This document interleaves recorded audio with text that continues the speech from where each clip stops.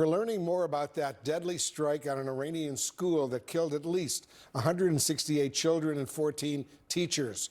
Two sources briefed on the preliminary findings of an ongoing military investigation tell CNN the U.S. military accidentally hit the school. The sources say the mistake likely occurred because of outdated information about a nearby Iranian naval base. Joining us now, CNN State Department reporter Jennifer Hansler. Jennifer, I want to start with you. What more did this initial investigation find? Well, Wolf, according to these two sources who were briefed on that preliminary finding of the ongoing investigation, U.S. Central Command had used this outdated intelligence from the Defense Intelligence Agency to compile the strike coordinates for this deadly strike. Now, these strikes happened on February 28th when they were targeting an IRGC base in Manab, Iran. However, back in 2013, the base and the school were all part of one compound, according to satellite images. 3 years later, images showed that a fence had been constructed to separate the school from the base. And fast forward, Wolf, to December 2025, there was imaging of school children, people milling about a courtyard, potentially playing in that courtyard. Now, the Defense Intelligence Agency said that there was an investigation ongoing. They would not comment further than that. U.S. Central Command pointed to that ongoing investigation. But Wolf, all of this supporting the growing evidence that the U.S. was behind that deadly strike on the school that killed some 180 civilians, including those 168 school children. And there are growing questions now as to why that outdated intelligence was used to compile these coordinates. There is a group of Democratic senators who have pressed the Defense Department for answers on this, but this is an incredibly costly error in terms of civilian lives if it does play out in that final investigation that the U.S. was responsible for this, Wolf.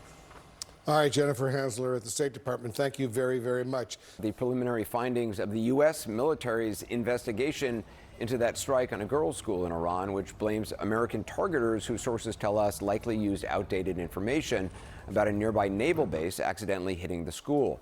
You can see on this aerial photo how close the school is to the military facility. 168 children, 14 teachers were killed, according to the Iranian state media. CNN's Kristen Holmes asked the president about it. That new report says the military investigation has found it was the United States that struck the school. I don't know about it. You'll recall he's not always been so reticent.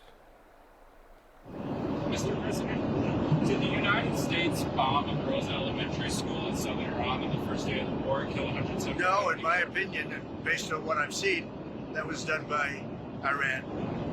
Is that true, Mr. Hegseth? It was Iran who did that? We're certainly investigating.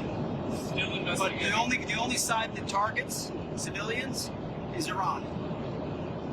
We think it was done by Iran. Because they're very inaccurate, as you know, with their munitions.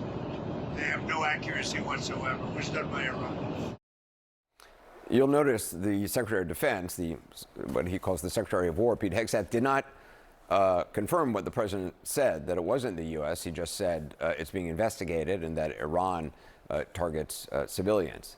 That is the president on March 7th. 2 days later, when it became clear a Tomahawk cruise missile had hit the school, the president claimed that Iran had them as well, which is apparently not true. What do you make of the fact that it was potentially based on outdated information? Is that normal? Unfortunately, it has happened before. I was working on the Balkans at CIA when there were parts of our team that provided the information that led to the erroneous strike of the Chinese embassy in Belgrade. Right? People were just devastated by that, but they were using old maps. But, you know, back then in the 90s, we didn't have Google Earth. We didn't have AI. And so the idea here that we're hearing is that DIA, which would have responsibility for doing this, did not update that target list. They had old information. So you can imagine at the beginning of this war how quickly it went and how that information that we were going to do this came down very, very quickly to the operational level. And we've hit 5,000 targets, I think is the last I've heard, to update the target packages. Some of these packages like where you have the imagery and you determine this is something worth striking, these can be very old and they need to be refreshed. But this school was around for 10 years. So this is a major, major mistake. It should have been caught. It should have been refreshed. And frankly, I hope, and I feel terrible for the people who provided that information, but we need to learn from this and make sure we're using AI and all the tools to prevent this from happening again. But I have to agree with the administration that while this is a huge, horrible tragedy, the United States military and the intelligence community does try very, very hard to prevent it. But mistakes happen and lives are lost. Andrew, as you look at this, I mean, they've said that it's under investigation.